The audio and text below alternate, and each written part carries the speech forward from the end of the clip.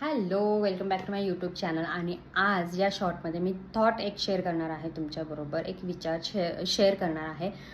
तर याच्या दररोज मी एक एक विचार शेअर करत जाईल तुमच्याबरोबर. तर आजचा विचार आहे की आपण फोकस ह्या गोष्टींवरती करतो की ज्या गोष्टी आपल्या हाताबाहेर आहेत. फॉर एक्झाम्पल, आपल्या हाताबाहेर असतं की लोक आपल्याला काय जजमेंट पास करतात, ते लोक आपल्याला चांगलं बोलतात ते काय वाईट बोलतात, ते कारण ते बोलतात यार, आपण त्यांना कसं चेंज करणार आहे. दुसरी गोष्ट म्हणजे फ्युचर हे खूप जास्त अनसर्टन आहे. ते आपण कसं काय कंट्रोल करू शकतो, हो ना, आपल्या कंट्रोलमध्ये नाही आहे फ्युचर.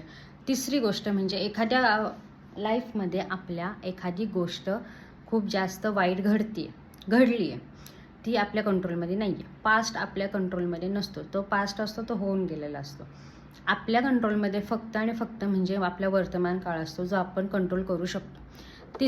चौथी गोष्ट आहे ती म्हणजे की लोकांचं पर्स्पेक्टिव्ह आपल्याबद्दल किती चांगला आहे किंवा किती जर वाईट आहे तर तो आपण तिथं जाऊन त्याच्यावरती की आपण किती बरोबर आहे हे जे काय आपण करतो ना, हे पण आपल्या हातामध्ये नसतं. कारण लोकांचं पर्स्पेक्टिव्ह आपण चेंज नाही करू शकत. तर आपण फोकस करू शकतो की आपण स्वतः किती जास्त चांगले होऊ शकतो, स्वतःच्या लाईफवर किती फोकस करतो, हे जास्त महत्त्वाचं असतं.